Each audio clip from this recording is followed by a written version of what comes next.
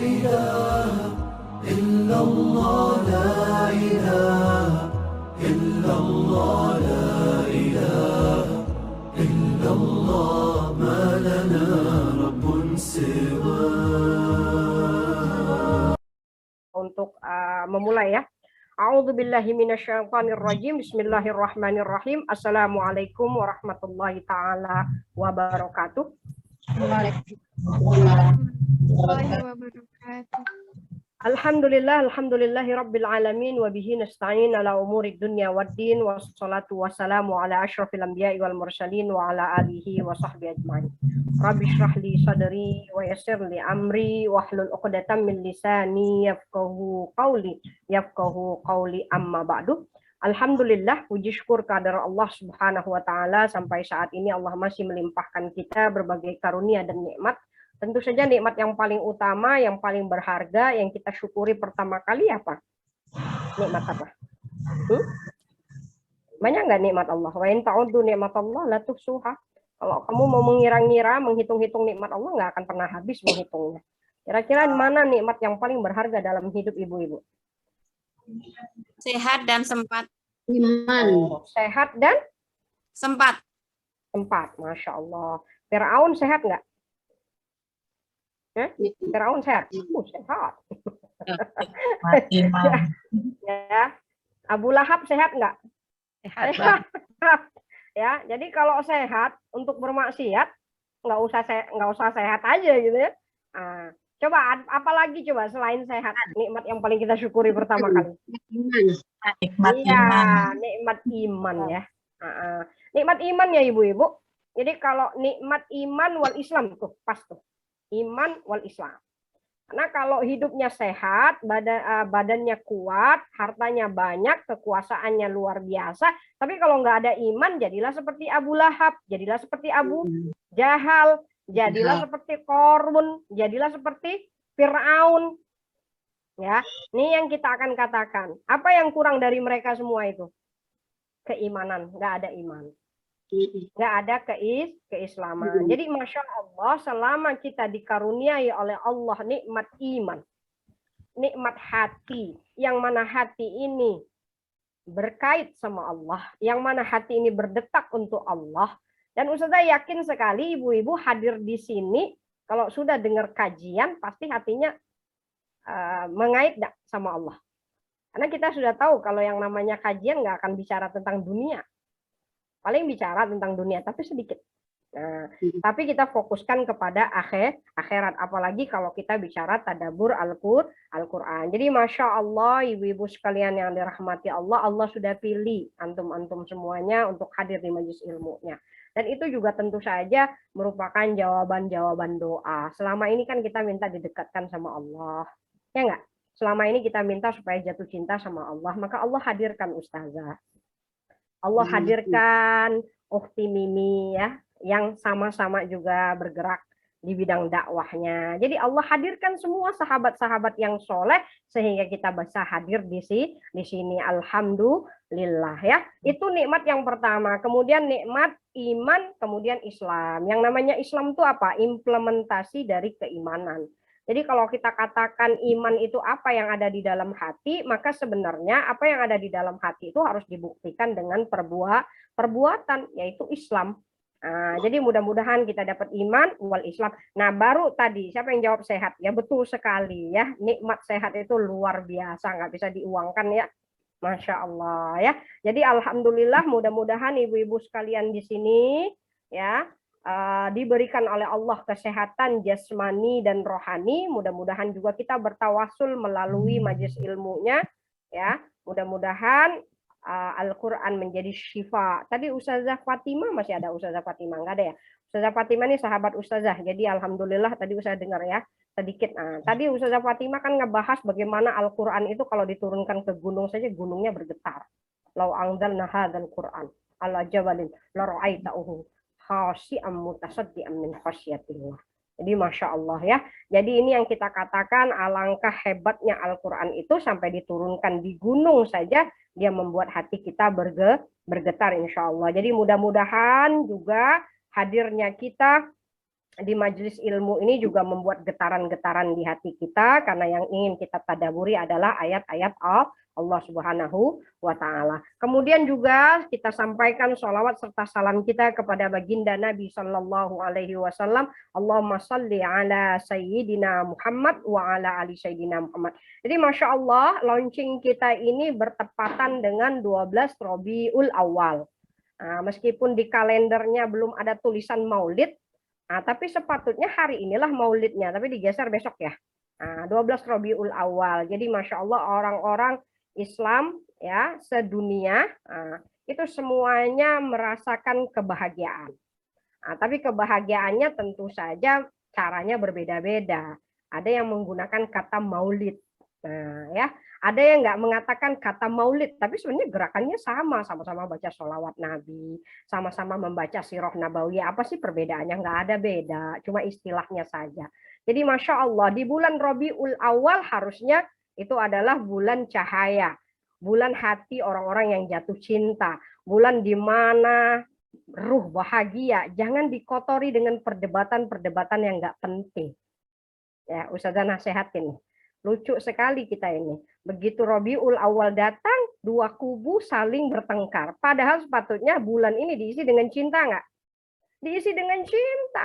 Karena kita hanya berbeda istilah. Ya, yang terpenting adalah sama-sama mencintai baginda Nabi nggak? Masya Allah ya. Jadi sama-sama mencintai baginda Nabi. Ya, mau istilahnya kita bermaulid atau tidak bermaulid, semuanya sama, satu persamaannya.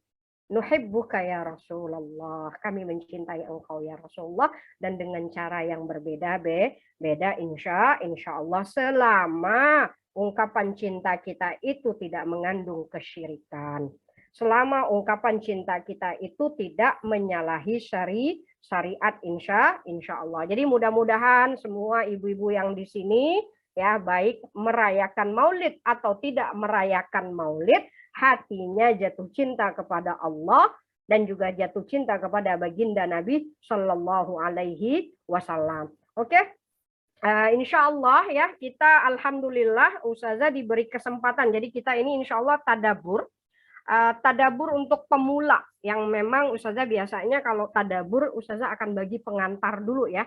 Jadi sebenarnya tadabur kita cuma satu ayat saja, yaitu surat Az-Zariyat ayat 56 yang sudah di-share oleh Bunda Mimi ya.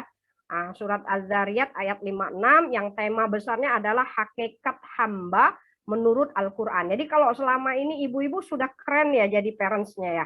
Jadi ibunya keren, jadi istrinya keren ya, jadi anaknya keren. Kalau jadi bisnisnya keren. Sekarang Ustazah tanya, sudah keren belum jadi hamba? Hah? Sudah. Sudah keren nggak jadi hamba kepada Allah? Sejauh mana menghamba kepada Allah? Apakah paham semua aturan Allah? Kalau Ustazah katakan aturan Allah itu semuanya ada di dalam Al-Quran, sudah paham 30 juz daripada Al-Qurannya? Jangan-jangan hanya belajar fikih saja. Fikih itu nggak mewakili seluruh isi Al-Quran. Nah, mana tahu nanti Fatihah saja kita nggak paham. Ya, jadi ini yang kita katakan. Kalau selama ini kita menjadi profesional dalam bidang kita, apa kita profesional jadi hamba kepada Allah? Padahal kita diturunkan, diciptakan bukan hanya untuk menjadi seorang istri. Kita bukan jadi seorang ibu. Wa ma khalaqtul jinna wal insa illa liya'budun. Kita ini dijadikan oleh Allah khalifah di buminya, yaitu beribadah. Maka tugas pertama kita ini sebelum istri, sebelum ibu, ya, sebelum jadi kawan, sebelum jadi apa-apa adalah menjadi hamba kepada Allah. Maka Ustazah mulai tadabur ini dari mengingat lagi hakikat diri kita. Kenapa jadi istri? Kenapa jadi seorang ibu? Apa motivasinya? Nah, ya. Jadi kalau kita sudah membahas bahwa kita ini adalah seorang hamba, maka kita bermuhasabah, bertahun-tahun kita hidup di dunia, sudahkah menjadi hamba Allah? Itu nggak bisa di-repair. Insyaallah kita coba untuk ini, tapi sebelum Ustazah masuk kepada tema kita tadi, yaitu hakikat hamba di dalam Al-Quran, kita coba dulu untuk mengantar ya, karena memang sepatutnya kita harus tahu dulu kenapa kita harus tadabbur Quran, kenapa harus kita duduk-duduk di sini ya. Jadi insya Allah Ustazah coba, ini satu kali pertemuan ini insya Allah mungkin kita coba untuk pengantar aja dulu ya. Bismillah, mudah-mudahan nggak ada gangguan apa-apa ya di dalam internetnya ini karena sudah mau hujan juga ya.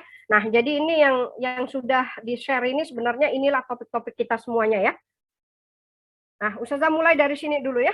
Jadi ada seorang ulama namanya Imam Asy'arawi, dia punya kitab tafsir ya. Jadi Imam Sya'rawi ini sangat bagus sekali berinteraksi dengan Al-Qur'an. Sampai-sampai dia katakan ini kata-kata Imam Sya'rawi ini. Iza aradta an tukallimallah fa'alaika biqira'atil Qur'an. Wa iza aradta ay yukallimakallah fa'alaika bisima'il Qur'an. Wa iza aradta an tukallima wa yukallimakallah fa'alaika bil hudur fi majlisil Qur'an. Dia katakan apa? Jika ingin berbicara sama Allah, baca Qur'annya. Kalau ingin bicara sama Allah, baca Qur'an. Kalau ingin diajak bicara sama Allah, dengerin Al-Qur'annya. Masya Allah. Nggak akan mungkin bisa kata-kata itu keluar kalau tidak berinteraksi yang super intens sama Al-Qur'an. Jadi kalau kita baca Al-Qur'an, seolah-olah kita bicara dengan Allah. Dan kalau kita mendengarkan Al-Quran, seolah-olah Allah bicara dengan kita. Jadi kita, dan sekarang kalau misalnya ingin berbicara dan diajak bicara sama Allah, maka hadirlah di majelis ilmunya. Karena di dalam majelis ilmu kita membaca Al-Quran. Karena di dalam majelis ilmu kita memperdengarkan Al-Quran, lalu mengajak hati kita juga untuk bicara. Ya, jadi ini yang kita akan katakan, beginilah sebenarnya interaksi kita dengan Al-Quran. Kemudian Ustazah ingin katakan lagi, kenapa Al-Quran ini menjadi istimewa? Perhatikan ibu-ibu, segala sesuatu yang bersentuhan sama Al-Quran istimewa nggak? Segala sesuatu yang bersentuhan dengan Al-Quran pasti istimewa. Coba lihat di sini. Nabinya diberi oleh Allah gelar Sayyidul Awwalin wal Akhirin. Nabinya itu penghulu orang yang pertama dan orang yang terakhir. Jadi yang pertama kali hidup siapa? Nabi Allah Adam alaihissalam. Sampai yang terakhir hidup pas hari kiamat. Kalau ditanya siapa sih yang paling terbaik? Baginda Nabi SAW. Kalau ditanya kenapa Nabi dapat gelaran Sayyidul Awwalin wal Akhirin? Karena Al-Quran diturunkan kepada baginda. Jadi Nabi istimewa karena Al-Quran. Nah, sekarang kita lihat, malaikatnya istimewa nggak karena Al-Quran? Coba sekarang Ustazah tanya, mana malaikat yang paling keren dan sering kita dengar namanya? Malaikat Jibril, betul nggak? Iya. Berapa kali kita menyebut nama malaikat Jibril? Maka malaikat Jibril menjadi Sayyidul Malaikah, penghulu para malaikat. Kalau ditanya kenapa malaikat Jibril begitu populer? Karena malaikat Jibril yang menyampaikan Al-Quran. Nabinya istimewa karena Al-Quran. Malaikatnya istimewa karena Al-Quran. Sekarang apa lagi yang istimewa? Bulannya. 12 bulan. Mana bulan yang paling istimewa? Mana ibu-ibu? Bulan yang paling istimewa bulan apa? Dari 12 bulan. Bukan Januari, Februari, Maret, April ya. Dimulai dari Muharram. Muharram. Nah, ya, so far kira-kira mana bulan Hijriah yang paling keren? Apa? Ramadan. Ramadan. Sekarang Ustazah tanya, ada apa dengan Ramadan sehingga dia jadi istimewa? Karena Quran turun di bulan itu. Quran diturunkan pada bulan Quran turunnya Al-Quran. Itu ya, kalau Ustazah katakan, sebenarnya dari 12 bulan itu dalam surat At-Taubah ayat 36, Allah katakan ada 4 bulan yang suci. Zulqa'dah, Zulhijjah, Muharram, dengan Rajab. Nggak ada nama Ramadan. Ibu-ibu kalau mau tahu arti Ramadan itu apa? Rombo, musim panas. Nggak ada istimewanya sama sekali bulan Ramadan itu. Kecuali musim panas. Jadi kalau masuk bulan Ramadan, panas. Nggak ada istimewa. Tapi ketika dia bersentuhan dengan Al-Quran. Masya Allah. Ketika malam Lailatul Qadar itu ada pada bulan Ramadan, maka Ramadan menjadi Sayyidus Syuhur. Masya Allah. Nabinya istimewa karena Al-Quran. Malaikatnya istimewa karena Al-Quran. Bulannya istimewa karena Al-Quran. Malamnya istimewa nggak karena Al-Quran? Malam apa yang paling istimewa? Malam yang lebih baik daripada 1000 bulan. Apa itu? Lailatul Qadar. Jangan ditanya ibu-ibu, kadang sudah i'tikaf ya 10 hari hanya untuk mengejar satu malam Lailatul Qadar. Berarti itu Sayyidul Layali. Nah sekarang berarti kalau kita katakan Rasulullahnya istimewa karena Al-Quran, malaikatnya istimewa karena Al-Quran, bulannya istimewa karena Al-Quran, malamnya istimewa Al-Quran, bahasanya istimewa nggak karena Al-Quran? Iya, bahasa Arab. Kenapa kita nak belajar bahasa Arab? Karena agama kita. Bukan nak pergi ke Arab atau nikah dengan orang Arab atau bekerja di Arab. Ya, Ustaz katakan mungkin kalau kita belajar bahasa Inggris ada tuh sebabnya kenapa belajar bahasa Inggris. Tapi kalau belajar bahasa Arab, agama kita berbahasa Arab karena Al-Qur'an diturunkan dengan bahasa Arab, maka bahasa Arab menjadi bahasa ahli surga. Dan bahasa Arab menjadi perwakilan Al-Quran, maka Masya Allah kalau mau kita katakan bahasa yang terbaik adalah bahasa Arab yang dipelajari oleh seluruh umat di dunia. Jadi kalau semuanya indah, semuanya istimewa karena Al-Quran. Coba sekarang kita bayangin, seandainya Al-Quran masuk ke tubuh kita. Kalau sekiranya Al-Quran bersentuhan dengan hati kita, Al-Quran ini masuk menetap di dalam hati. Jadi istimewa nggak? Bu Guru nih. Ibu-ibu saya tanya. Nah, itu ya. Jadi kalau misalnya kita katakan semuanya istimewa karena Al-Quran. Sekarang Ustazah tanya, kalau Al-Quran itu jatuh ke tubuh kita, jadi orang istimewa nggak? Jadi istimewa kan? Nah, itu kenapa sebaik-baik manusia adalah khairukum man ta'allamal Qur'an wa 'allamahu. Sebaik-baik kamu adalah yang belajar dan mengajarkan Al-Quran. Sekarang posisi Ustazah mengajar ya. Tapi Ustazah juga belajar. Sekarang posisi ibu-ibu sekarang belajar. Kapan mau mengajar? Perhatikan. Orang yang terbaik adalah orang yang senantiasa berinteraksi dengan Al-Quran. Baik dia belajar Al-Quran atau mengajar Al-Quran. Jangan pilih salah satu. Ustazah saya mau belajar aja, nggak mau mengajar. Atau Ustazah saya mau mengajar aja tapi tak mau belajar. Nah, makanya ibu-ibu, sebaik-baik orang yang belajar adalah yang mau diniatkan untuk mengajar. Ustazah yakin, kalau ibu-ibu duduk di sini untuk menyampaikan lagi, nyimaknya betul-betul nggak? Nyimaknya betul-betul nggak? Jangan ada yang hilang kan dari catatannya. Karena mau menyampaikan lagi. Maka sebaik-baik penuntut ilmu adalah diniatkan. Masya Allah, semoga aku boleh mengajarkan apa yang aku dengar di sini. Nah, itu yang kita akan katakan. Dan sebaik-baik orang yang mengajar adalah yang belajar lagi. Kita lihat ya, ada guru-guru yang tidak mau belajar lagi. Jadi muridnya lebih pandai daripada gurunya. Nah, buku yang dipakai gurunya sejak dari 10 tahun yang lalu itu aja. Padahal dunia sudah berkembang. Gurunya nggak mau belajar itu saja. Mana ada bisa seperti itu. Maka sebaik-baik orang yang belajar diniatkan untuk mengajar. Sebaik-baik orang yang mengajar tetap senantiasa harus belajar. Inilah yang dikatakan khairukum man ta'allamal Qur'an wa 'allamahu. Jadi biasanya orang yang mengajar tuh harusnya lebih dahsyat belajarnya. Ustazah nggak mungkin nih menyampaikan kuliah nih kalau nggak nulis semua ini, kalau nggak belajar gimana? Nah, berarti ketika Ustazah mengajar, Ustazah lebih hebat dari ibu-ibu belajarnya. Kalau ibu-ibu malam tadi tidur nyenyak, Ustazah buat slide. Ya, jadi seperti itu kita katakan. Nah, jadi nanti ibu-ibu belajarnya juga diniatkan untuk mengajar. Jadi tulis semua apa yang disampaikan Ustazah. Jangan sampai tertinggal. Dan insya Allah, di mana Ustazah mau mengajarkan boleh dari rumah dulu. Siapa saja yang di rumah tuh diajarin. Nanti bentuk lagi komunitas sahabat-sahabat. Wah, nanti tadi kajian, Masya Allah, dapatnya seperti ini. Subhanallah. Sampaikan. Jadi insya Allah lebih meluas lagi nih. Dari 43 orang, Ustazah berharap setiap ibu-ibu menyampaikan lagi, Masya Allah. Akan panjang nih ceritanya ilmu yang disampaikan di sini. Jadi Masya Allah, berarti sebaik-baik dari kita adalah yang bersentuhan dengan Al-Quran. Jadi kalau tadi dikatakan apa?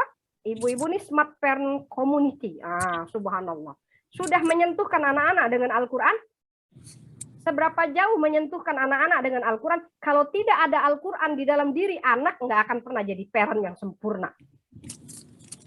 Kalau anak-anak nggak ngerti Al-Quran, apa yang mau dibanggakan jadi orang tua? Nah, selama parenting itu belajar nggak? Supaya orang anak-anak dan diri kita disentuhkan dengan Al-Quran. Karena Al-Quran itu satu-satunya cahaya dalam hidup kita. Al-Quran itu sepatutnya menjadi akhlak kita. Jadi kalau Al-Quran sudah menjadi akhlak, insya Allah kita akan menjadi ibu yang terbaik untuk anak-anak kita. Kalau Al-Quran sudah menjadi akhlak kita, maka kita akan menjadi sahabat terbaik, istri terbaik. Contohnya siapa? Rasulullah SAW. Nabi itu apa yang kurang dari Nabi? Tidak ada. Dan ketika Sayyidah Aisyah ditanya, bagaimana akhlak Rasulullah? Aisyah meringkaskan dengan satu kalimat saja. Akhlaknya adalah Al-Quran. Jadi Rasulullah itu adalah Al-Quran yang berjalan. Nah, itu kenapa kita akan balik lagi ke Quran. Ya, balik lagi ke Quran, mencoba untuk memahami Al-Quran, tapi bukan hanya pemahaman, tapi juga pengamalan insya Allah. Maka kita mulailah dari majlis-majlis ilmu kita yang kecil-kecil seperti ini. Ya, nah sekarang Ustazah ingin katakan, saking istimewanya Al-Quran, perhatikan ibu-ibu, ini kita sudah mulai tadaburnya. Ibu-ibu sering nggak baca surat Ar-Rahman? Ar-Rahman, Allamal Quran, Khalaqal Insan, ya nggak? Coba lihat di sini. Ar-Rahman artinya apa? Yang maha berkasih sayang. Allamal Quran, yang mengajarkan Al-Quran. Khalaqal Insan, yang mencipta manusia. Oke, boleh dibuka mic-nya kalau Ustazah tanya ya. Sekarang Ustazah mau tanya, ibu-ibu, duluan mana? Diajarin Al-Quran atau diciptakan? Ustazah mau tanya. Menurut ibu-ibu, mana yang lebih awal? Ibu-ibu ini dicipta dulu atau diajarin Quran dulu? Dicipta dulu. Hah? Dicipta dulu, baru diajarin Quran ya? Nggak ada yang baru lahir langsung tahu Quran ya? Enggak. Jadi berarti ayat Qurannya salah dong. Mau kita balik. Ar-Rahman khalaqal insan allamal Quran gitu. Iya nggak? Kan soalnya ayatnya coba perhatikan. Ustazah mau ibu-ibu simpel aja memikirkan ayat ini yang dinamakan tadabur. Pikirkan ayat-ayat Quran. Coba lihat Allah katakan Ar-Rahman yang berkasih sayang, Allamal Quran yang mengajarkan Al-Quran, Khalaqal Insan yang mencipta manusia. Berarti kan kalau kita katakan kita dicipta dulu, berarti ditukar ayatnya. Apakah seperti itu? Ya, wah ini keren banget ini bisa mengedit Al-Quran. Ya. Nah sekarang kalau kita tidak bisa mengubah isi Al-Qurannya itu, coba berpikir kenapa Allah tukar ayatnya? Kenapa Allah balik? Bahwa semestinya kita dicipta dulu, baru diajarin Al-Quran. Tapi kenapa di dalam surat Ar-Rahman, Allah mendahulukan pengajaran Al-Quran daripada penciptaan manusia? Nah, berarti ada pesan dari Allah. Tadi Ustazah katakan, Al-Quran itu istimewa. Bahkan Ustazah Fatimah tadi sudah membacakan ayatnya. Bahkan diletak di atas gunung saja yang kerasnya, yang nggak punya hati aja bergetar, apalagi dengan manusia. Macam mana boleh tak tersentuh dengan Al-Quran? Nggak punya hati kah? Kan seperti itu. Afala yatadabbaruna Al-Quran am ala qulubin akfaluha. Surat Muhammad. Allah katakan, apakah kamu tidak mau memikirkan Al-Quran ataukah hatimu kamu gembok? Nah, jadi kalau tidak tadabur Al-Quran, cuma sekedar baca, ngapal, hari-hari dijadikan wirid, tapi nggak mau sama sekali memahami isi Al-Quran, maka Allah katakan hatinya punya gembok ya. Nggak terasa ketika baca. Nah, ya, jadi kita akan katakan, Masya Allah, saking istimewanya Al-Quran, maka Allah mengistimewakan pengajaran Al-Quran lebih hebat daripada penciptaan manusia. Makanya Allah balik ayatnya. Ayatnya menjadi Ar-Rahman Allamal Quran Khalaqal Insan. Bukan Ar-Rahman Khalaqal Insan Allamal Quran. Jadi sekarang kita coba kasih perbandingan begini. Kalau bicara tentang penciptaan, berarti nikmat hidup ya. Betul nggak? Penciptaan. Kita dicipta oleh Allah. Sekarang Ustazah tanya, di luar sana hewan-hewan dicipta Allah nggak? Dicipta. Kambing dicipta. Kodok dicipta. Ya, ibu-ibu. Jadi kalau ternyata kita ini hanya mengatakan yang penting aku hidup, kambing juga hidup. Kalau bilang kita ini yang penting hidup, yang penting cari makan, mencari uang dari pagi sampai sore buat rumah. Coba lihat hewan-hewan itu, mereka juga cari makan. Cuma bedanya dengan kita, mereka nggak bisa saving kan? Kalau kita keren, bisa 7 turunan tuh hartanya. Ya, nah, hewan nggak bisa ningkat rumah. Kalau kita bisa punya tiga mobil dan lain sebagainya. Kalau cuma bicara untuk hidup, apa bedanya kita dengan alam semesta? Apa bedanya dengan gunung? Apa bedanya dengan lautan? Apa bedanya dengan pasir bebatuan? Apa bedanya dengan kodok, dengan kambing, dengan cicak? Sekarang saya tanya, kodok diajarin Quran? Ya, ibu-ibu, kodok diajarin Quran nggak? Enggak. Cicak diajarin Quran? Kambing diajarin Quran? Enggak kan? Jadi siapa yang diajarin Al-Quran? Manusia. hanya manusia. Berarti spesial nggak manusia ini? Ya. Jadi yang paling istimewa dari penciptaan kita ini ketika kita diajarin Al-Quran. Makanya Masya Allah jangan sekedar hidup kalau tidak bersentuhan dengan Al-Quran. Nggak ada artinya hidup kita. Ibu-ibu mau jadilah orang sukses. Tapi kalau nggak bersentuhan dengan Al-Quran, nggak pernah membuka Al-Qurannya. Hanya sekedar membaca sekilas saja. Maka itu kenapa kita harus sholat. Karena di dalam Al-Quran, paling tidak itulah Quran kita dalam sholat itu. Banyak orang kalau nggak sholat, nggak usah diambil lagi. Nggak ada hal lagi yang dari dia itu. Kalau nggak sholat ya. Mana ada orang yang nggak sholat terus baca Quran. Yang ada orang yang sholat tuh nggak sempat baca Quran. Ya, jadi kalau kita katakan kalau orang nggak sholat, sudah selesai urusannya. Allah bahkan nggak mau menghisap dia. Kenapa? Tidak ada Quran sama sekali. Maka ada juga dalam sebuah hadis dikatakan siapa yang tidak ada Quran di dalam dirinya kal baitil kharab, seperti rumah yang berhantu, rumah yang usang, nggak ada penghuninya. Berarti setannya banyak kan? Jadi kalau ada tubuh yang tidak dimasuki oleh Al-Quran, seperti rumah yang sudah usang, yang nggak ada penghuninya. Berarti rumah berhantu. Sama juga kalau di dalam tubuh ini tidak diberikan Al-Quran, maka tubuh ini juga tubuh yang jadi kawannya syaitan. Jadi kalau kita katakan Masya Allah, inilah keistimewaan Al-Quran, maka sayang sekali kalau diri kita, keluarga kita, anak-anak kita nggak bersentuhan dengan Al-Quran. Harus bersentuhan dengan Al-Quran karena ternyata Allah mengistimewakan pengajaran Al-Quran daripada penciptaan manusia. Kemudian kita masuk lagi misalnya di sini. Nah, jadi sekarang ibu-ibu sering nggak dengar hadis ini coba? Iqra'ul Qur'an fa innahu ya'ti yaumal qiyamah syafi'al li ashabi. Pernah nggak dengar ini? Bacalah Al-Qur'an karena pada hari kiamat ia akan datang sebagai pemberi syafaat bagi pembacanya atau sahabatnya. Coba, kalau baca ayat ini, kalau baca hadis ini ya, ini hadis riwayat Muslim. Bacalah Al-Qur'an, kelak di hari kiamat Al-Qur'an menjadi syafaat. Syafaat bagi siapa ibu-ibu? Bagi pembacanya kah? Ataukah sahabatnya? Hah? Bagi siapa? Pembaca. Bagi pembacanya? Hah? Coba baca nih slide Ustazah nih. Syafi'al li ashabi. Coba sekarang kita tadabbur Quran, sekarang kita tadabbur hadis pula. Coba lihat Rasulullah membuka bacaannya, bacalah Al-Quran. Kelak di hari kiamat Al-Quran menjadi syafaat bukan bagi para pembacanya. Tapi Al-Quran menjadi syafaat bagi sahabatnya. Sudah bersahabat dengan Al-Quran. Ya, masa iya sahabat baca sebentar ditinggal seminggu? Masa dinamakan sahabat padahal nggak tahu apa-apa tentang Al-Qurannya? Bisa disebut sahabat Al-Quran padahal turunnya di mana nggak tahu. Ayatnya jumlahnya berapa nggak tahu. Al-Fatihahnya nggak tahu. Semuanya nggak tahu. Kira-kira bisa jadi sahabat Al-Quran? Perhatikan ya, Rasulullah menutup kata-katanya dengan kata-kata Al-Quran menjadi syafaat bagi sahabatnya, bukan para pembacanya. Nah, berarti apa yang kita inginkan dari bacaan? Bacalah Al-Quran, tapi jadikan bacaan itu berkualitas. Macam mana bacaan yang berkualitas? Macam mana bacaan berkualitas? Bacaan yang berkualitas adalah bacaan yang mengaktifkan semua anggota tubuh. Coba kita lihat mulai, kita aktifkan. Bacalah Al-Quran sehingga mata berpahala karena memandang huruf-hurufnya. Pernah nggak ibu-ibu baca Al-Quran terus ibu-ibu lihat, oh alif, lam, mim, mana tahu bertahun-tahun baca Quran disuruh nulis Bismillahirrahmanirrahim, nggak bisa.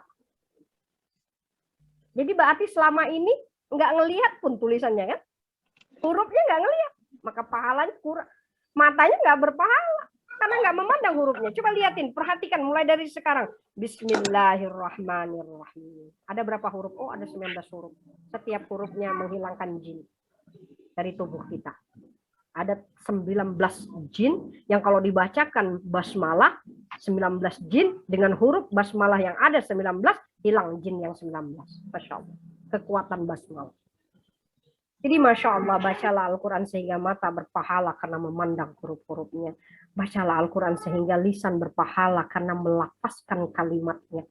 Baca ibu-ibu. Makanya itu kita perlu juga baca itu dengan bacaan yang bagus.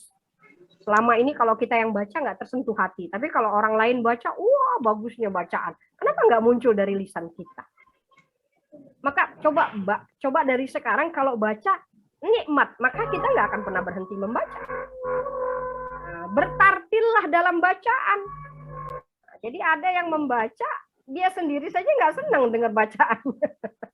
Ya, nah makanya sekarang kita akan katakan bacalah sehingga lisan berpahala karena melafazkan kalimat, matanya berpahala, lisannya berpahala. Bacalah Al-Quran sehingga telinga berpahala karena mendengar lantunan ayat-ayatnya. Kita melihat hurufnya, lisan kita mengucapkan lafaz demi lafaz daripada Al-Quran berpahala, telinga kita mendengar suara kita sendiri berpahala, hati kita tersentuh dan bergetar memahami makna ayat-ayatnya. Berarti harus paham nggak apa yang dibaca? Harus paham. Kalau ibu-ibu baca Al-Quran tapi hatinya nggak bergetar, dibacakan tentang hari kiamat nggak ngerasa pun. Padahal ayatnya bicara tentang api neraka, tapi biasa aja yang baca tuh malah senyum-senyum pula. Ayatnya bicara tentang kematian, tapi biasa aja ya karena nggak paham artinya. Ya, para sahabat dulu kalau baca ayat-ayat surga, terbayang-bayang surga itu di matanya. Kalau baca ayat-ayat neraka, terbayang-bayang itu nerakanya itu. Sampai-sampai Umar Ibnul Khattab pernah ibu-ibu, begitu mendengar orang baca Quran, pingsan di jalan. Coba ayatnya apa? Inna adzaba rabbika lawaqi ma lahu min dafi. Cuma 2 ayat aja membuat Umar bin Khattab pingsan di jalan. Inna adzaba rabbika lawaqi. Azab Tuhanmu pasti datang. Malahu min dafi. Maka kalau sudah datang nggak ada yang bisa menghalangi. Umar Ibnul Khattab 3 malam berada di tempat tidurnya hanya karena mendengar ayat itu. Sampai semua orang bertanya, kenapa? Kamu punya sakit? Enggak. Saya mendengar ayat ini. Dan hati saya bergemuruh. Seandainya azab itu datang ke saya. Masya Allah.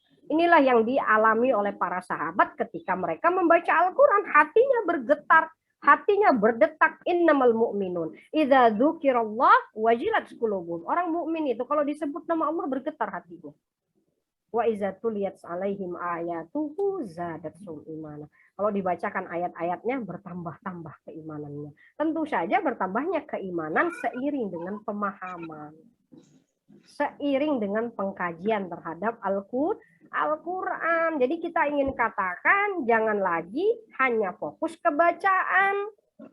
Bacaan bagus, silakan fokus karena kita juga harus memerlukan tadi saya katakan mulai dari lisannya, dari telinganya ya harus bacaan. Tapi kalau hati mau bergetar harus dipahami makna setiap ayat-ayat daripada Al-Quran. Nah, kalau semua anggota tubuh tadi dari mata, telinga, lisan, hati, semuanya berinteraksi dengan Al-Quran, inilah yang disebut sahabatnya Al-Quran. Baru boleh mengatakan sahabatnya Al-Quran. Kalau semua kewajiban Al-Quran sudah kita tunaikan ya. Jadi mudah-mudahan kita akan mulai membaca Al-Quran secara berkualitas, berarti membaca, menghafal, menjadikan wirid, menerjemahkan, mentadaburi, lalu menjadikan gerakan dalam hidup. Itulah yang namanya sahabat Al-Quran. Jadi sekali waktu insya Allah. Nggak apa-apa perlahan-perlahan dari ayat per ayat. Kemudian kita masuk lagi di sini. Bahkan para malaikat juga mencintai majlis Al-Quran. Tadi Ustazah katakan Ar-Rahman Allamal Quran. Yang diajarin Al-Quran siapa? Manusia. Malaikat diajarin Quran nggak ibu-ibu? Nah, coba. Malaikat diajarin Quran nggak? Kalau malaikat diajarin Al-Quran, mereka bikin halakoh sendiri. Ngapain juga harus datang ke halakoh kita? Coba sekarang Ustazah tanya. Begitu tadi majlis kita dibuka. Malaikat turun nggak? Sekarang malaikat hadir nggak? Hadir. Di mana malaikat? Malaikat terbuat dari cahaya, tidak menempati tempat. Jadi jangan ditanya berapa banyak malaikat yang saat ini bersama kita. Berarti siapa yang zoom dari rumahnya, semuanya sudah dipenuhi malaikat. Siapa yang berzoom dari kamarnya, kamarnya dipenuhi para malaikat. Dan malaikat itu tidak menempati tempat, beda dengan kita. Satu rumah tuh paling 100 orang sudah cukup. Nggak bisa lagi lebih. Tapi malaikat dari cahaya, Masya Allah. Kenapa ya? Kalau setiap ada majelis ilmu yang bicara tentang Allah, bicara tentang zikrullah, bicara tentang Al-Quran, malaikat berduyun-duyun turun nggak? Ya. Karena malaikat begitu merindui bacaan-bacaan Al-Quran. Jadi Masya Allah, yang diajarkan Al-Quran itu manusia, bahkan para malaikat pun tidak diajarkan. Makanya perhatikan, ketika malam Lailatul Qadar, apa yang Allah katakan? Tanazzalul malaikatu warruhu fiha. Pada malam itu malaikat, ya, tanazzalul malaikah warruh, ruh ini malaikat Jibril. Tanazzalul malaikah warruhu fiha biizni rabbihim min kulli amr. Biizni rabbihim. Kenapa tidak bi amri rabbihim? Pada malam itu para malaikat turun, malaikat Jibril turun. Coba lihat di sini, dengan izin Tuhan mereka, bukan dengan perintah Tuhan mereka. Ibu-ibu tahu nggak beda izin dengan perintah? Kalau perintah seolah-olah dipaksa ya, dipaksa turun kan dengerin Quran. Tapi kalau dengan izin Tuhan mereka, mereka yang suka kan? Nah, jadi pada saat malam Lailatul Qadar, ketika umat Islam semuanya fokus kepada Qur'annya, para malaikat minta izin sama Allah, ya Allah izinkan kami turun untuk mendengarkan ayat-ayat Al-Quran dibacakan.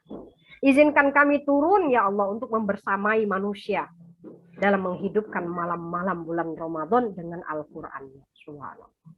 Ini yang kita katakan. Ya, jadi bahkan para malaikat mencintai majlis ilmunya karena Al-Quran. Masa kita lari dari majlis ilmu? Masa tidak ada majlis ilmu dalam hidup kita? Kemana aja kita selama ini? Maka buatlah majlis ilmu dimanapun ibu-ibu. Itu kalau misalnya Ustazah mau katakan, sebaik-baik orang tua adalah yang memberikan hak anak-anaknya untuk belajar Al-Quran. Jadikan taman-taman surga itu rumah-rumahnya. Pasti yang namanya rumah. Makanya kita akan katakan, kalau malaikat sudah mengurumuni rumah kita, kira-kira malaikat kalau berkumpul bawa apa? Apakah bawa makanan? Nah, kalau Bunda Mimi berkumpul pasti bawa makanan deh. Ya, ibu-ibu kalau ngumpul-ngumpul, oh, ada yang bawa bakso, ada yang bawa apa. Kalau malaikat ngumpul masa bawa makanan? Jadi kalau kita ngumpul-ngumpul, malaikat bawa apa ibu-ibu? Ya? Alhamdulillah Ustazah kita di Zoom jadi nggak ada yang bawa makanan. Ya, coba lihat sekarang. Nih, ini ayat favoritnya ibu-ibu kajian. Jadi kalau ditanya ibu-ibu tuh kajian tuh kenapa? Nah, ini salah satu motivasinya. Ma'istama qaumun fi baitin min buyutillah yasluna kitaballah wa yatadarasuna fima bainahum wa yatadarasunahu bainahum. Tidak ada satu kaum yang dia berkumpul di rumahnya Allah. Ibu-ibu, rumah kita tuh biasa. Tapi kalau dibacakan ayat Allah, jadi rumah Allah nggak? Kalau dijadikan rumah itu tempat sujud, jadi rumah Allah nggak? Masya Allah. Jadi salah satu keistimewaan kajian berzoom ini, rumah kita semuanya tersinari. Kalau dulu kan kajiannya di masjid doang, masjidnya saja yang bersinar. Tapi rumahnya gelap, baca juga enggak, anak-anaknya baca juga enggak, suaminya juga enggak. Makanya itu selalunya rumah itu pasti panas terus tuh. Suaminya panas, istrinya panas, anaknya panas. Nah, itu karena rumah itu tidak dibacakan ayat Al-Quran. Rumah itu tidak dijadikan majlis-majlis Al-Quran. Malaikat nggak datang. Nah, tadi Ustazah selalu katakan, kalau malaikat tak datang, mesti ada yang lain menggantikan ibu-ibu. Nggak akan rumah itu kosong. Kalau malaikat datang, setannya keluar. Kalau setannya datang, malaikatnya yang keluar. Seperti itulah bersama Al-Quran. Jadi kalau kita tidak bersama Al-Quran, rumah tidak dibacakan bacaan Al-Quran, maka malaikat tidak datang, berganti setan yang datang. Itu kenapa bawaannya emosi terus. Padahal sudah belajar parenting 10 tahun. Tapi nggak berubah-berubah halaknya. Masih aja bawa emosi, baperan berlebihan gitu ya. Karena itu masalah hati. Hati itu ditenangkan dengan Al-Quran. Syifa 5 fis sudur. Nanti kita bahas itu. Ya, jadi ma'istama qaumun fi baitin min buyutillah yasluna kitaballah wa yatadarasuna bainahum. Ini yang kita lakukan sekarang. Tidak ada satupun kaum yang berkumpul di rumah-rumahnya Allah. Anggap saja rumah ibu-ibu sudah jadi rumah Allah karena dibuat kajian. Yasluna kitaballah. Mereka membaca ayat kitab Allah, kemudian mereka yatadarasunahu. Tadarus itu bukannya Ustazah baca ibu-ibu mendengarkan saja. Yang namanya tadarus adalah belajar mengajar Al-Quran. Ustazah sekarang mengajar, ibu-ibu sekarang belajar. Masya Allah, itulah yang disebut tadarus. Jadi jangan disempitkan tadarus tuh Ustazah baca, yang lain menyimak. Karena tadarus itu dari kata darosa yudarisu, belajar mengajar. Ya, salah satu cara belajar dan mengajar Ustazah baca, yang lain menyimak, kan salah satu. Nah, ya, illa. Nah, sekarang Ustazah tadi mau katakan, kalau misalkan ada kajian, apa yang terjadi? Nazalat alaihimus sakinah. Turun ketenangan. Setiap kali jumpa kajian, maka di situ Allah turunkan ketenangan. Wa ghasyiyathumur rahmah, kemudian dipenuhi oleh kasih sayang. Wa haffathumul malaika, dikerumuni para malaikat. Nah, tadi Ustazah katakan, para malaikat kalau sudah berkerumun, apa yang mereka bawa? Ketenangan dan kasih sayang Allah. Malaikat nggak bawa makanan kalau turun. Kalau malaikat sudah mengerumuni rumah kita, kalau malaikat sudah mengerumuni diri kita, yang dibawa oleh malaikat adalah satu, sakinah, ketenangan. Kemudian rahmah, kasih sayang. Wa zakarahumullahu fi man indah.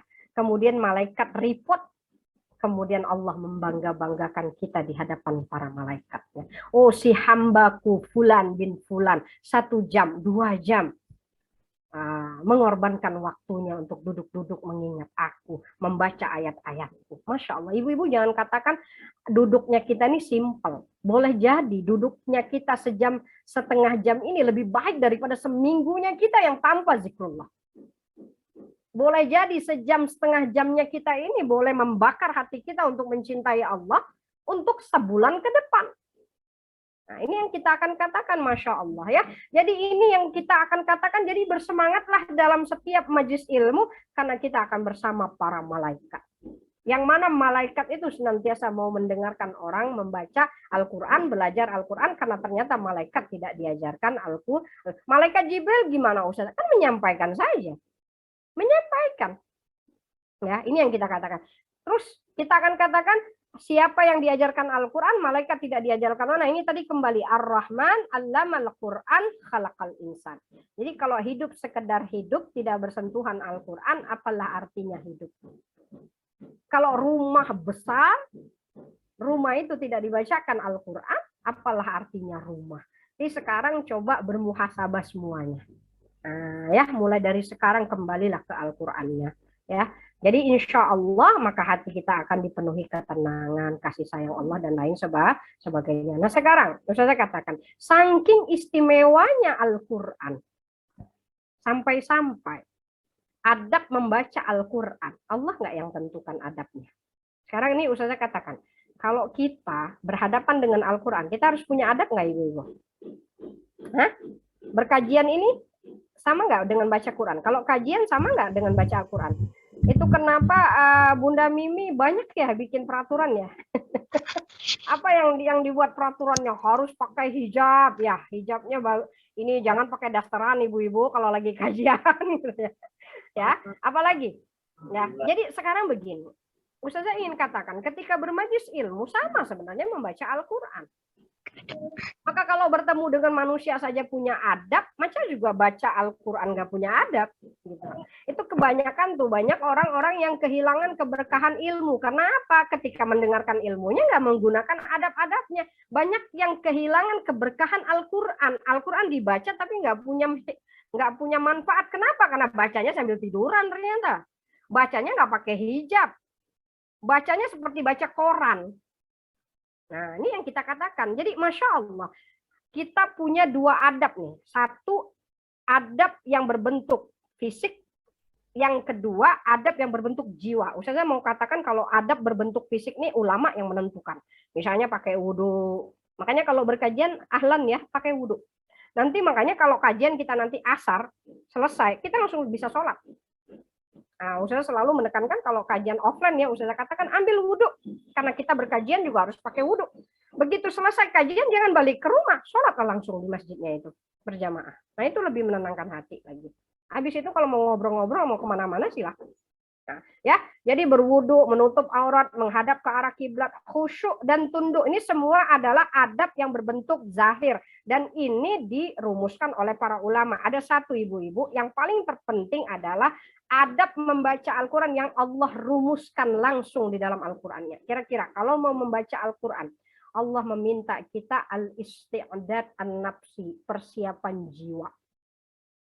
Ketika membaca Al-Quran, Allah ingin hati kita hadirkan hati, jiwa kita itu dihadirkan.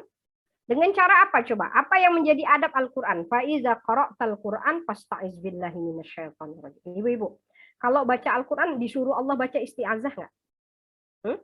Baca kan? Ya, jangan sampai nggak pakai isti'azah. Tuh kenapa ngajinya ngantuk. Nah, ya, tadi juga pastinya mulai kajian ini harusnya baca a'udzubillahi minasyaitonir rajim nggak? Nah, kalau enggak semakin kuat ustazah berbicara, semakin merdu di telinga, kemudian semakin menutup mata. Ya, oh ternyata samping kanan, samping kiri ada yang ngipasin tuh. Kenapa nggak dibacain isti'azah? Nggak baca di isti'azah, jadi mereka masuk dan mereka mengganggu. Nah, ya, jadi Allah katakan untuk kalau kita mau baca Al-Quran, mau kita mau bertadabur Al-Quran, mau bermajlis ilmu, pokoknya segala sesuatu yang bersentuhan dengan Al-Quran. Hal yang terpenting yang diminta Allah, mintalah perlindungan Allah dari gangguan setan. Karena setan akan membuat 1000 cara supaya kita lalai daripada Al-Quran. Ya, jadi ibu-ibu, Masya Allah, bahkan untuk berkajian itu niatnya harus kuat ya. Mungkin kalau launching perdana oke lah, karena baru pertama jumpa ya, mungkin penasaran dan lain sebagainya. Tapi nanti kalau sudah 3-4 kali, oh godaannya luar biasa. Sudahlah, sudah tahu. Nah, susah sekali ya, Ustazah banyak tuh, punya kajian tuh di awal, penuh. Karena memang baru pertama jumpa, mau tahu. Begitu sudah 2 kali, 3 kali dari 100, kurang. Terakhir tinggal beberapa saja. Kenapa? Karena memang godaan syaitan terhadap Al-Quran itu luar biasa. Nanti usah saya jelasin. Ya. Jadi berarti persiapan jiwa ketika ingin mengaji atau ingin mentadaburi Al-Quran, Allah jelaskan langsung dari Al-Quran, yaitu surat An-Nahl ayat 98. Kalau kamu ingin membaca Al-Quran, mintalah perlindungan Allah dengan membaca A'udzubillahi minasyaitonirrajim. Berarti hilangkan dulu aura negatif. Hilangkan dulu setan-setan yang mau mengganggu kita dalam membaca Al-Quran dengan berlindung kepada Allah. Nah kemudian setelah baca isti'azah kita diwajibkan baca basmalah nggak? Nah ya sekarang Ustazah katakan ada nggak dalil kalau baca Quran harus pakai basmalah? Ibu-ibu ini tahu dalilnya kalau makan baca basmalah gitu ya. Nah, sekarang kalau baca Quran baca basmalah. Kira-kira apa dalilnya kalau Ustazah tanya? Kalau tadi baca isti'azah nih surah An-Nahl ayat 98. Apa coba dalilnya? Iqra bismi rabbikal ladzi khalaq. Bacalah dengan nama Tuhanmu yang Maha Mencipta. Betul nggak? Tapi kan Ustazah di sini Iqra nggak disebutkan pun Quran. Mana tahu di sini disuruh bacalah alam semesta. Ya, mana tahu artinya bacalah dirimu sendiri gitu ya. Kira-kira bagaimana mau menjelaskan bahwa yang dimaksud oleh surat Al-Alaq ini, Al-Alaq ayat 1, itu adalah bacalah Al-Quran dengan menyebut nama Tuhanmu. Berarti Bismillahirrahmanirrahim. Kira-kira macam mana mau menemukan dalilnya? Nih Ustazah kasih tahu ibu-ibu ya. Kalau kita tadabbur surat Al-Alaq, kita akan dapatin susunannya seperti ini. Coba lihat mushaf Qur'annya. Oh ya, Ustazah lupa. Kalau tadabbur Al-Quran bawa Qur'annya. Jadi kita nanti bisa cek langsung. Ya, benar nggak coba ibu-ibu? Susunannya. Surat Al-Alaq. Setelah surat Al-Alaq ada surat Al-Qadar. Setelah surat Al-Qadar ada surat Al-Bayyinah. Benar nggak susunannya seperti itu dalam mushafnya? Nah, Benar Ustazah. Ya? Benar ya? Oke. Sekarang kita akan katakan, tadi kan Ustazah minta dalil. Iqra itu yang dimaksud dengan Iqra adalah Al-Quran. Bagaimana cara melihatnya? Coba lihat di sini Ibu-ibu. Iqra bismi rabbikal ladzi khalaq. Allah nggak menyebutkan apa yang mau dibaca. Jadi kalau kita berdialog sama Allah, kalau Allah katakan Iqra bismi rabbikal ladzi khalaq, kita akan bertanya kepada Allah, "Iya Allah, apa yang kami nak baca? Apa yang harus kami baca ya Allah?" Kan bertanya seperti itu ya sama Allah. Maka Allah akan katakan, "Lihat dong, setelah surah Al-Alaq itu ada apa?" Oh ternyata bunyinya inna anzalnahu fi lailatul qadar. Seolah-olah Allah ngejawab kita begini. Bacalah apa yang kami turunkan pada malam Lailatul Qadar. Kenapa kok susunan Al-Alaq terus setelah Al-Alaq Al-Qadar? Nah, jadi bacalah apa yang kami turunkan pada malam Lailatul. Kayaknya kita pura-pura nggak tahu aja apa yang diturunkan pada malam Lailatul Qadar misalkan. Karena di sini sesungguhnya kami menurunkannya pada malam Lailatul Qadar. Ibu-ibu perhatikan. Di sini semuanya bicara tentang kata ganti. Sesungguhnya kami. Siapa kami? Anzalnahu. Menurunkannya. Enggak disebut juga Al-Quran. Betul nggak? Berarti nyambung lagi dengan ayat setelahnya. Makanya ada surat Al-Bayyinah. Al-Bayyinah artinya penjelasan. Berarti menjelaskan surah Al-Qadar, menjelaskan surah Al-Alaq. Al-Bayyinah itu bisa diartikan bukti. Al-Bayyinah juga bisa diartikan penjelasan. Dan Al-Bayyinah kalau ikutkan ayatnya, dia adalah Al-Quran. Karena tidak ada bukti kecuali Al-Quran. Tidak ada penjelasan kecuali Al-Quran. Makanya kalau misalnya kita katakan, ya Allah, apa yang engkau turunkan pada malam Lailatul Qadar? Maka surat Al-Bayyinah menjawabnya, Rasulun minallah yatslu suhufam mutahhara, lembaran-lembaran suci. Fiha kutubun qayyimah. Di dalamnya ada topik-topik yang berharga. Jangan diartikan kitab ini. Kalau di dalam istilah bahasa Arab, kitabuz zakat itu artinya bab zakat, bukan kitabnya zakat. Ya, makanya kalau belajar fikih kan ada kan kitabuz zakat, kitabuz sholah. Kitab ini diartikan topik atau tema atau bab bisa juga. Ya, jadi kalau misalnya kita katakan siapa innanya siapa? Allah melalui baginda Nabi. Rasulun minallah, Rasul itu dari Allah membacakan apa? Suhufam mutahhara fiha kutubun qayyimah. Sekarang Ustazah tanya, lembaran-lembaran suci yang di dalamnya ada pembahasan-pembahasan yang berharga, apalagi selain Al-Quran? Nggak ada. Lembaran-lembaran suci selain Al-Quran apa? Nggak ada, kita nggak dapetin lembaran suci selain Al-Quran. Maka berarti secara tidak langsung Allah katakan apa? Bacalah apa yang kami turunkan pada malam Lailatul Qadar, yaitu berupa lembaran-lembaran suci yang berisi pada topik-topik yang berharga. Berarti baca Quran nggak itu artinya? Masya Allah.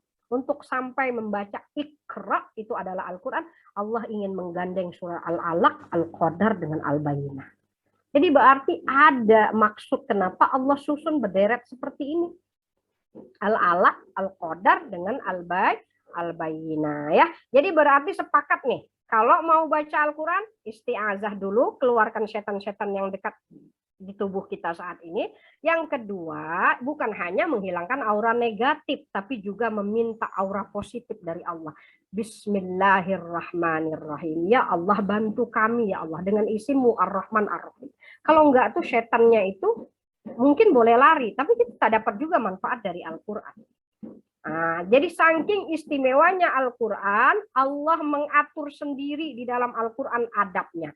Satu, baca isti'azah, dua, baca basmalah. Jadi berarti inilah aturan Allah ketika membaca Al-Quran. Sekarang kita masuk lagi. Kalau misalnya kita katakan tadi ya, kenapa harus berlindung kepada Allah dari gangguan syaitan? Kenapa juga harus minta bantuan Allah dengan isimnya Rahman dan Rahim? Padahal setan kan bukan hanya ada di bacaan Al-Quran ya ibu-ibu. Setan tuh ada di mana-mana ya.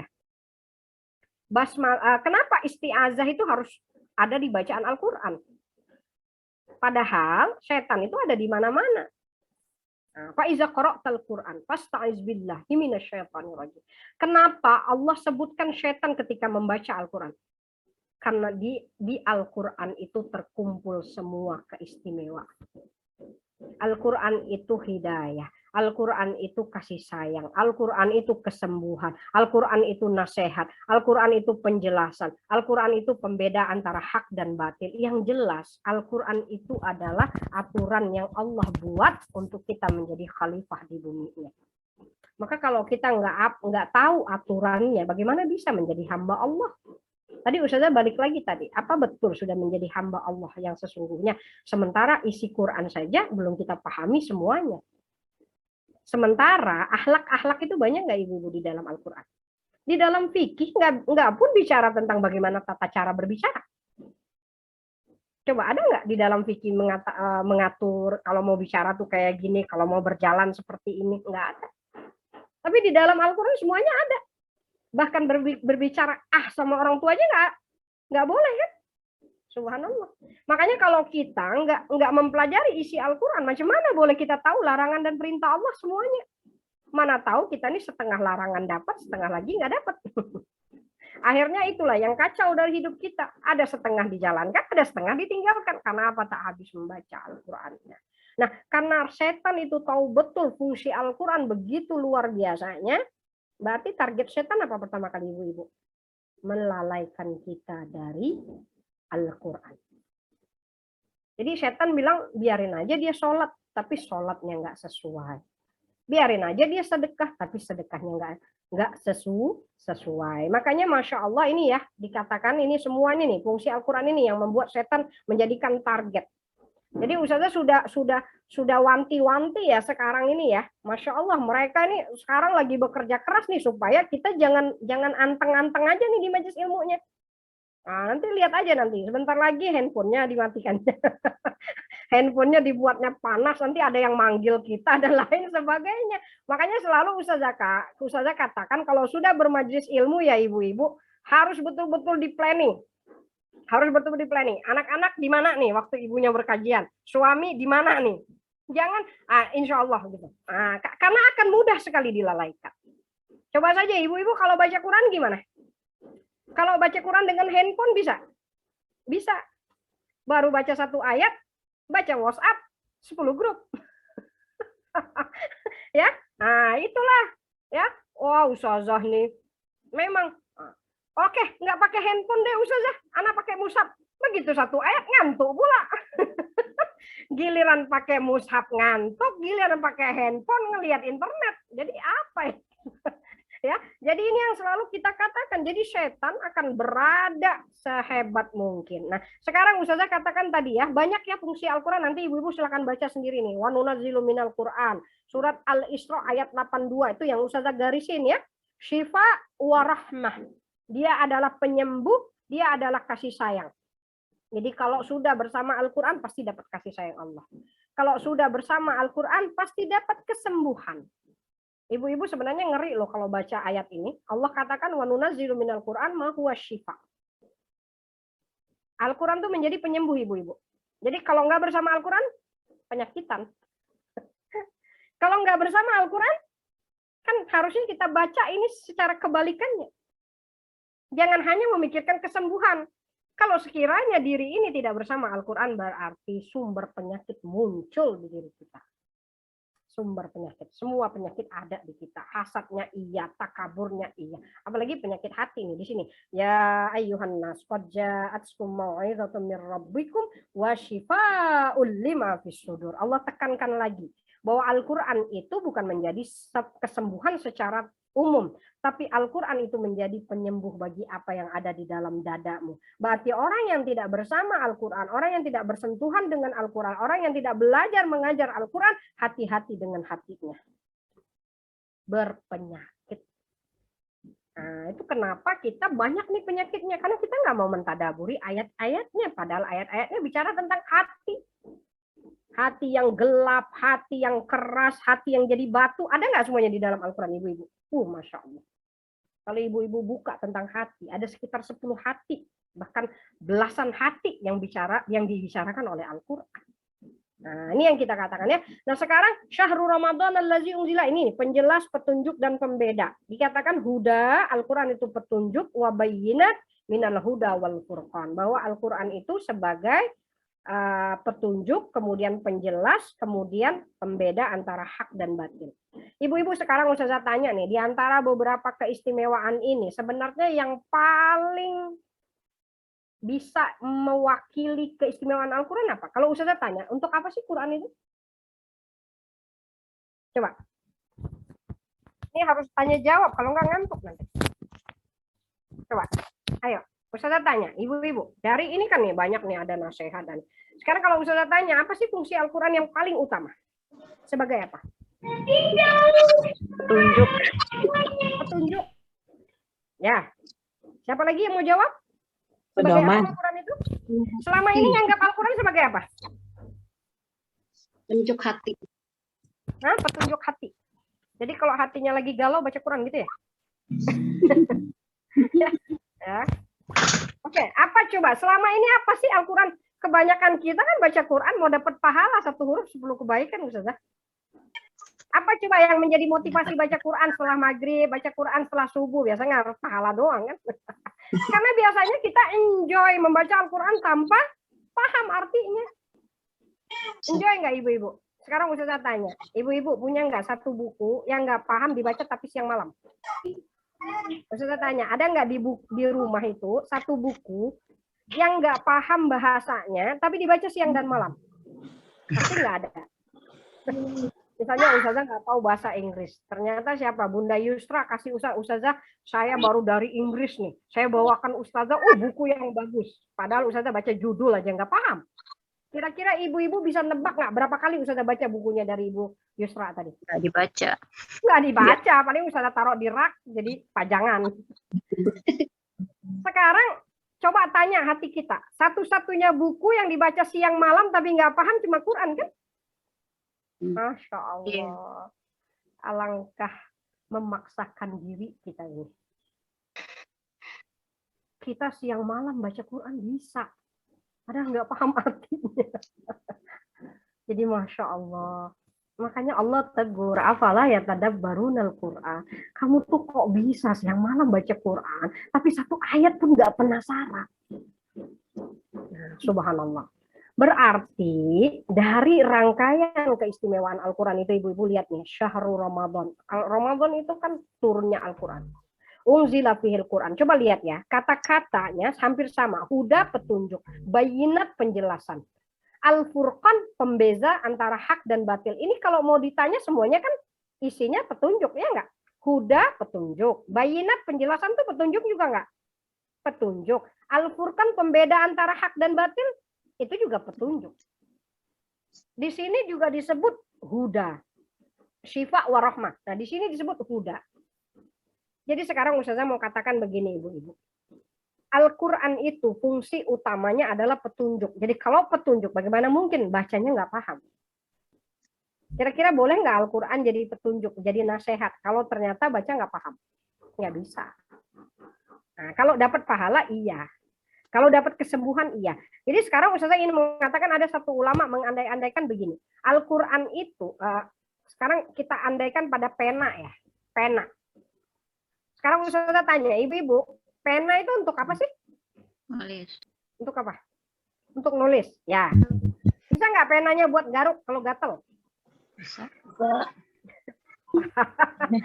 Kalau buat getokin kepala kalau lagi nyari ide gitu kan. Nah, kalau ada yang siapa nih yang mau nyari ide, misalnya Ibu Rina lagi mikir-mikir terus megang pena terus getok-getokin kepalanya lagi mikir tuh. Tapi tiba-tiba ada orang yang jahil, bisa nggak penanya buat ngelemparin dia? Bisa juga.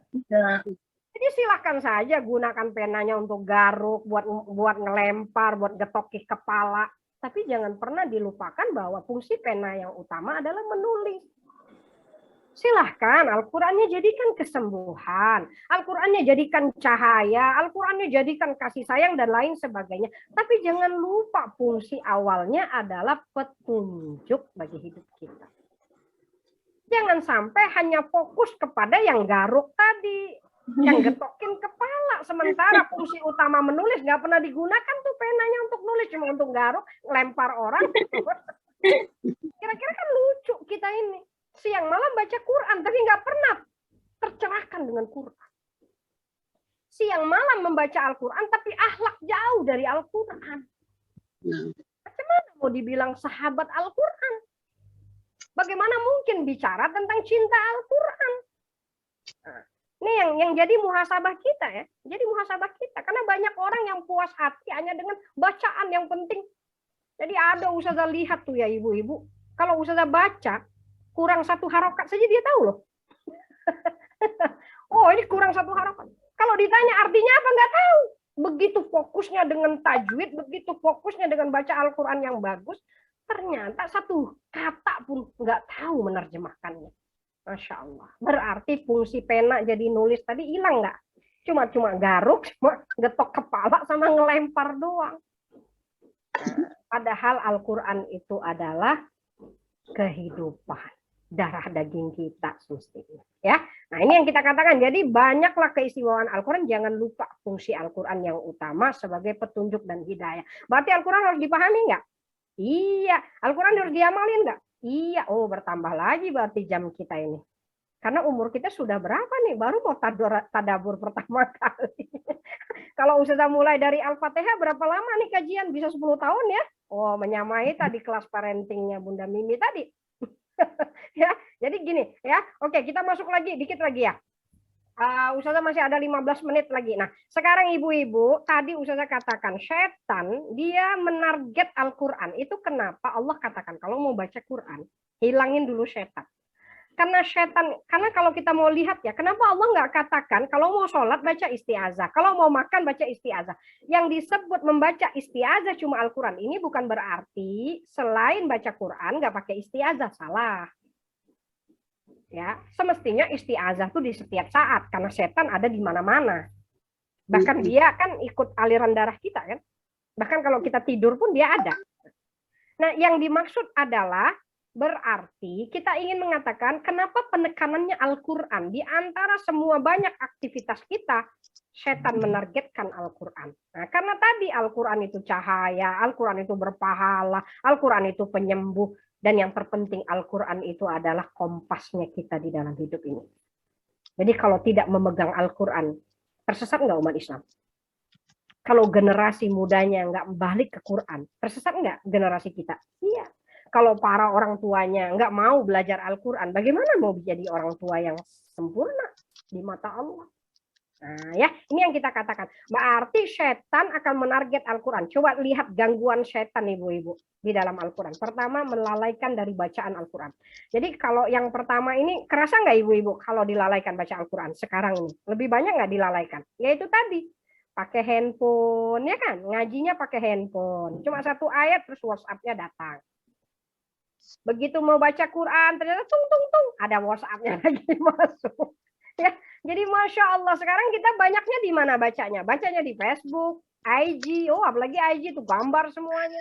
Habis waktu kita lalai dari Al-Quran. Jadi pertama berarti setan itu benar-benar ingin melalaikan Al-Quran. Dan salah satu cara setan melalaikan Al-Quran apa ibu-ibu? Dimasukkannya musik-musik lebih indah di telinga kita. Coba lihat anak-anak itu ya kan? Anak-anak itu kan lebih indah musiknya daripada Quran. Jadi kalau mamanya setel Quran dimatikannya oleh dia. Nah, dulu Ustazah ingat juga dulu waktu kecil-kecil dulu kalau bapak buka Quran kita ganti pada channel yang lain. Movie dan lain sebagainya. Nah, berarti setan membuat ada yang lebih indah daripada Al-Quran. Sehingga kita katakan, sekarang Ustazah katakan bukan kita nggak boleh dengar musik. Silahkan saja dengarkan musik. Kalau lagi bersih-bersih ya silahkan saja pakai musik-musik nasyid, sholawat. Tapi kalau ternyata semua hidupnya diisi musik, nah itu yang namanya musik berdosa. Masa dikit-dikit musik, mau tidur musik, mau kerja musik, semuanya musik, akhirnya hilang Al-Qur'annya. Nah itu sudah kita katakan berarti kita dilalaikan.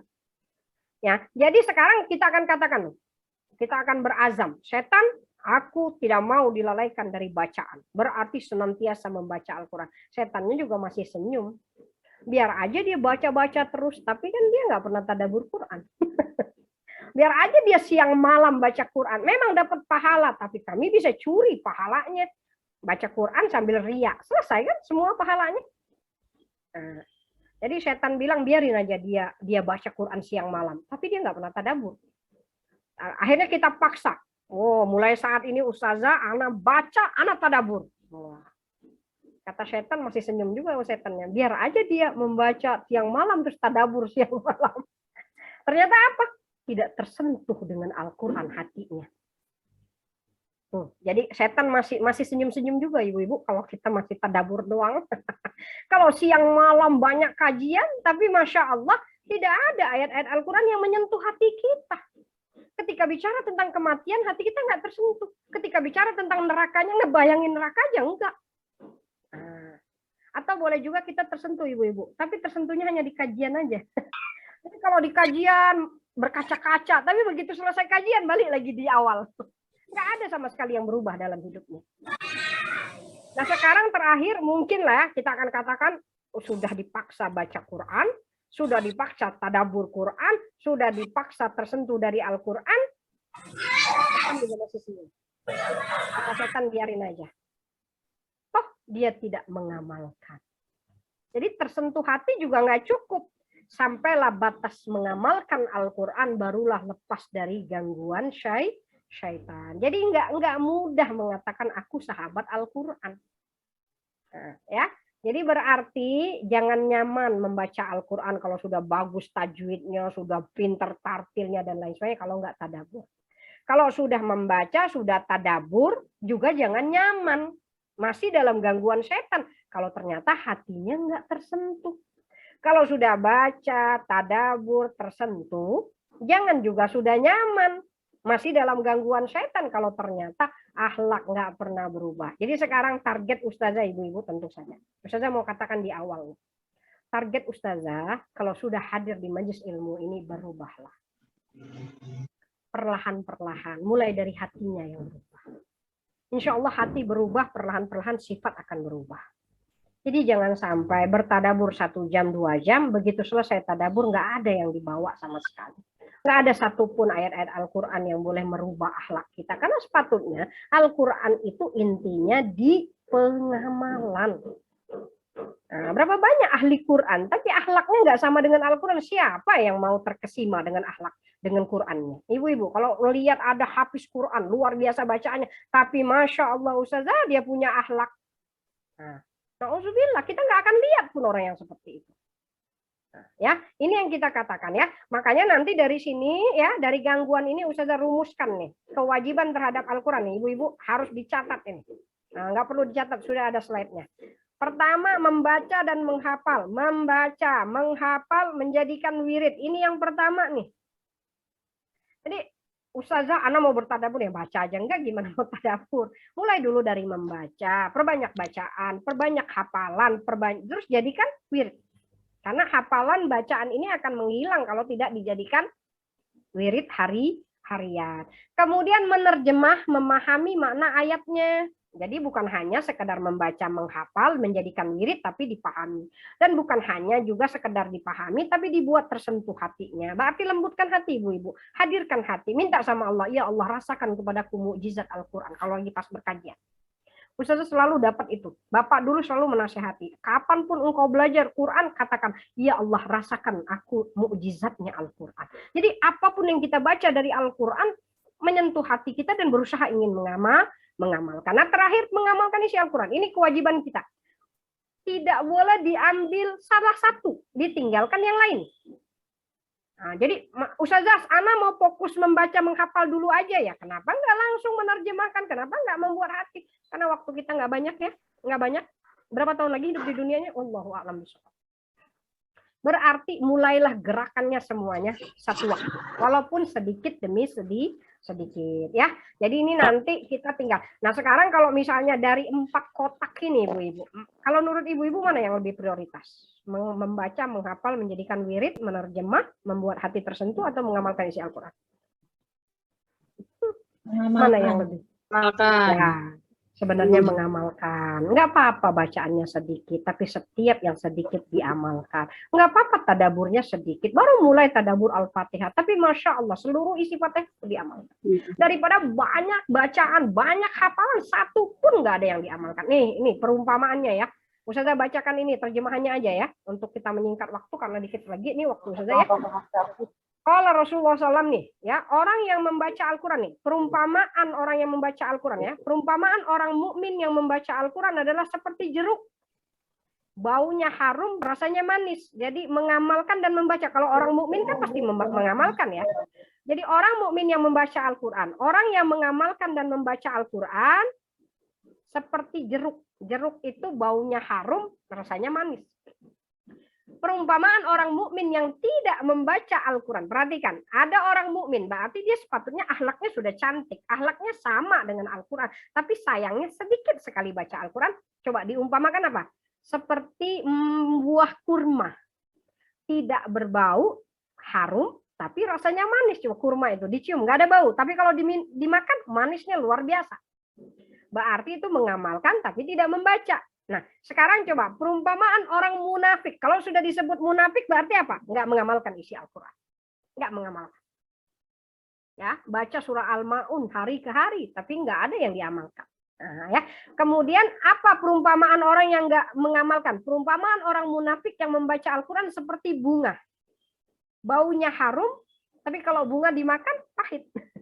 Sama kayak kalau saya katakan sabun ya, sabun itu kan harum karena dia baca Quran, memang harum. Tapi kalau pas dicicipin pahit. Coba kira-kira mau jadi kurma mau menjadi bunga? Ya, lebih baik manis, nggak berbau daripada bau manis di depannya saja, tapi ternyata isinya busuk, pahit. Nah, kemudian yang terakhir, perumpamaan orang munafik yang tidak membaca Al-Quran seumpama buah pare, tidak berbau harum dan rasanya pahit. Jadi ini semuanya bicara sebenarnya tentang orang Islam, ya kan? Orang munafik itu kan pasti Islam. Nah, jadi Masya Allah coba perlahan-perlahan menjadikan Al-Qurannya itu akhlak. Nah, itu yang paling penting. Jadi dapat sedikit diamalkan. Insya Allah nanti perlahan-lahan Allah bantu semuanya ya. Kemudian yang terakhir, nah ini kita sedikit muhasabah saja berkaitan dengan ini slide terakhir Ustazah ya, karena berikutnya ini kita udah masuk wa ma khalaqtul jinna itu ya. Insya Allah nanti kita masuk topik kita next ya. Oke, sekarang ada ulama.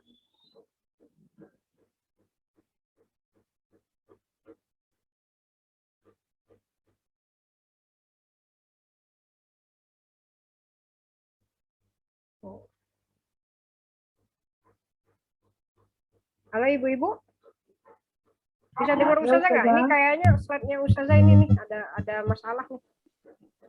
Yang jadi host bisa tutup slide Ustazah nggak? Yang jadi host bisa tutup slide Ustazah nggak? Bunda Nisa. Ya, sebentar. Pak. Oke. Ini kayaknya ini sudah ini mungkin apa sinyal ya? Yang terakhir ini kayaknya Ustazah nggak bisa iniin kecuali kalau host ya. Coba host bisa nggak sharekan ke Ustazah? Atau nggak apa-apa aja lah, kita sudah 2:30 ya. Ustazah kan waktunya sampai 2:30 ya. Slide yang terakhir yang bicara tentang tadabbur dibaca aja lah kalau gitu ya. Ustazah sudah saya jadikan host. Iya, enggak. Ini apa? Kayaknya Ustazah nggak terangkat ini untuk share screen lagi nih. Dari laptopnya. Dia kayak jadi kedap-kedip gitu. Oke, nggak apa-apa, gini aja. Kan tinggal satu slide lagi ya, yaitu itu adalah muhasabah ulama saja. Jadi kita ini banyak kekurangannya di mana. Jadi disebutkan di situ kita ini kebanyakan berhadapan dengan Al-Quran sekedar kulitnya saja, depan-depannya aja, nggak pernah masuk ke dalam. Ya, yang kita tahu dari Al-Quran tuh membacanya yang bagus, dilomba-lombakan bacaannya. Sekarang ibu-ibu coba perhatikan. Yang dikasih umroh, dikasih haji, yang dikasih hadiah itu siapa? Pembaca Al-Quran. Penghafal Al-Quran. Coba ada nggak pernah ketika ada yang mengkaji Al-Qurannya, mengeluarkan buku tentang Al-Quran, terus dikasih umroh, dikasih haji? Nggak ada.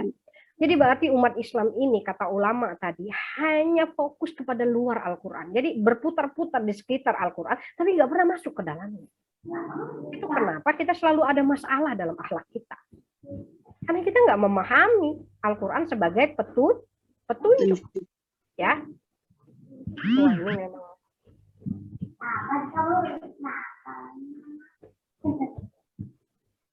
Bentar ya. Ya, jadi itu. Terus dia juga mengkritik ya. Dia katakan umat Islam ini berhadapan dengan Al-Quran kebanyakan ya mengambil sebagian lalu meninggalkan sebagian, kayak tadi fokus ke bacaan tapi meninggalkan tadabbur, fokus ke tadabbur meninggalkan bacaan, fokus kepada tadabbur dan bacaan tapi meninggalkan pengamalan. Kemudian dia juga mengkritik bagaimana umat Islam saat ini berhadapan dengan Al-Quran. Umat Islam hanya sekedar tahu tentang Al-Quran, tahu dan memahami isi Al-Quran. Nah, ini sudah sampai ke tahap pemahaman. Sudah memahami isi Al-Quran, sudah tahu apa yang diinginkan Al-Quran, tapi jumud terhadap Al-Quran. Jumud itu dalam artian begini, Ibu-ibu. Nggak mau berubah, tetap aja seperti itu. Walaupun Al-Quran bilang harus seperti ini, dia tahu, dia sudah tadabbur. Tapi kalau sudah balik ke rumahnya, nggak akan mau berubah. Kebanyakan umat Islam hanya menjadikan Al-Quran itu sebatas ini loh hidup yang keren, tapi nggak mau mengamalkan pun. Nah, ya, jadi ini nanti dibaca ya, ada sekitar 7-8 poin yang Ustazah tampilkan kekurangan-kekurangan umat Islam ketika bersahabat dengan Al-Quran atau ketika berinteraksi dengan Al-Quran ya. Jadi insya Allah sebenarnya sudah Ustazah jelaskan di ayat-ayat atau penjelasan-penjelasan sebelumnya. Mungkin itu saja ya yang dari Ustazah, karena Ustazah ingin benar-benar memanfaatkan waktu kita ya. Jadi Ustazah dibagi tadi, Masya Allah ini termasuk kajian yang baik banget sama Ustazah. Dikasih 1,5 jam. Jadi kalau 1,5 jam itu sepertinya Ustazah nggak perlu diberhentikan, akan berhenti sendiri. Ya, jadi kalau dikasih waktu sejam biasanya Ustazah udah habis waktu gitu. Jadi memang pasnya untuk berbicara itu 1,5 jam. Kalau lebih dari 1,5 jam udah kehilangan bahan Ustazah. Ya, jadi insya Allah ya Ustazah kembalikan kepada yang tadi moderator untuk membuka pertanyaan atau tambahan atau apa aja lah. Silakan.